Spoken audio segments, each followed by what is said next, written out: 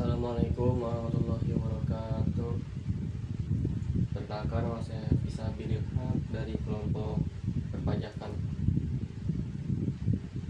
Ya, di sini saya akan menjelaskan yang pertama ada pajak menurut jenis menurut sifat, yaitu ada pajak subjektif. Pajak yang pengenaannya memperhatikan keadaan pribadi wajib pajak, atau pengenaan pajak yang memperhatikan keadaan subjeknya, misalnya pajak penghasilan. Pajak penghasilan pasal 21 yang dipotong dari gaji karyawan sesuai besar penghasilannya. Misalnya, seseorang dengan gaji lebih tinggi akan membayar pajak lebih besar dibandingkan yang bergaji rendah. Nah, terus ada pajak objektif. Pajak yang pengenaannya memperhatikan objeknya, baik berupa benda, keadaan, perbuatan, atau peristiwa yang mengakibatkan timbulnya kewajiban membayar pajak. Tanpa peristiwa yang mengakibatkan timbulnya kewajiban membayar pajak, tanpa memperhatikan keadaan pribadi subjek pajak, wajib pajak, maupun tempat tinggal. Jadi pajak objektif itu kayak pajak PPN, dikenakan atas transaksi barang dan jasa. Misalnya saat membeli barang di toko, semua orang dikenakan PPN 11% tanpa melihat kondisi ekonomi pembelinya. Misalnya kayak gacuan tuh kan biasanya kan itu ya, ada PPN itu 11% gacuan. Nah, terus ada asas pemungutan pajak. Itu ada asas domisili yang pertama, asas tempat tinggal. Negara berhak mengenakan pajak atas seluruh penghasilan wajib pajak yang bertempat tinggal di wilayahnya, baik penghasilan yang berasal dari dalam maupun dari luar negeri. Asas ini berlaku untuk wajib pajak dalam negeri. Nah, yaitu seorang warga Indonesia yang bekerja di luar negeri tetap dikenai pajak di Indonesia karena domisilinya di Indonesia. Nah, terus ada asas sumber. Negara berhak mengenakan pajak atas penghasilan yang bersumber di wilayahnya tanpa memperhatikan tempat tinggal wajib pajak. Nah, itu seorang warga asing yang bekerja di Indonesia harus membayar pajak di Indonesia karena sumber penghasilannya ada di Indonesia. Terus ada asas kebangsaan. Pengenaan pajak dihubungkan dengan kebangsaan suatu negara. Jika Indonesia menerapkan asas kebangsaan, maka warga negara Indonesia akan tetap dikenai pajak walaupun tempat tinggal dan kerja di luar negeri. Terus ada syarat pemungutan pajak. Yang pertama itu ada pemungutan pajak harus adil, syarat adil ya, syarat keadilan sesuai dengan tujuan hukum, yakni mencapai keadilan undang-undang maupun pelaksanaan pemungutan pajak harus adil. Nah, itu contohnya penerapan tarif pajak berlapis. Semakin tinggi penghasilan, semakin tinggi pula tarif pajaknya. Gitu misalnya gini,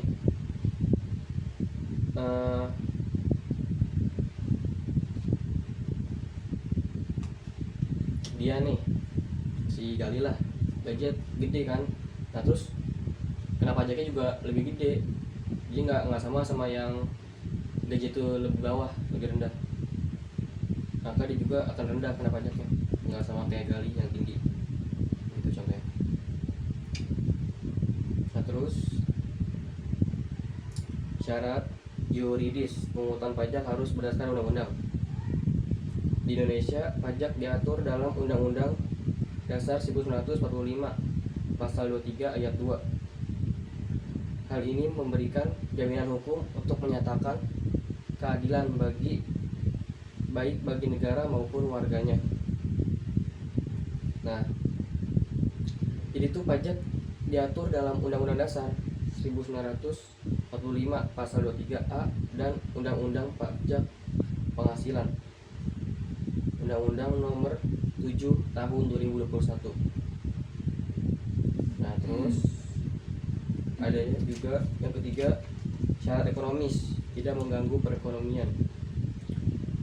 Pungutan tidak boleh mengganggu kelancaran kegiatan produksi maupun perdagangan sehingga tidak menimbulkan kelesuan perekonomian masyarakat.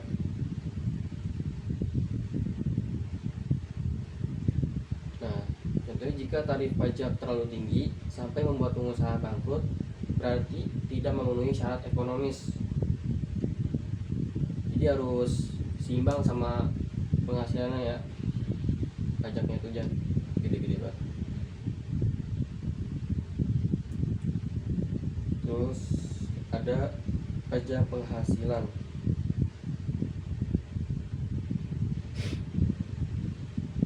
Pajak penghasilan Pasal 21 adalah pajak atas penghasilan berupa gaji, upah, honorarium, tunjangan, uang pensiun, dan pembayaran lain dengan nama dan dalam bentuk apapun sehubungan dengan pekerjaan, jasa atau kegiatan yang dilakukan oleh wajib pajak orang pribadi dalam negeri. Nah, jadi itu seorang pegawai dengan gaji 10 juta per bulan akan dikenai PPh 21 Pasal 21 sesuai tarif yang berlaku. Nah, jadi itu terkena kayak gini nih, ada nih terakhir pas tarif PPh nih sekarang. Tarif PPh, tarif pajak penghasilan sesuai pasal 17 ayat 1 Undang-Undang Pajak Penghasilan. Ini lapisan tuh kayak gini, kelihatan nggak sih? Nah, kayak gini ya. Dengan gaji 60 juta ke atas, 60 juta tuh kena tarif penghasilan tuh 5%. Terus di atas 60 juta sampai 250 juta itu kena tarif kena PPh-nya tuh 15%. Terus di atas 250 juta sampai 500 juta itu kena tarif pajak penghasilannya itu 25%. Terus di atas 500 juta sampai 5M itu kena tarif pajak penghasilan itu 30%.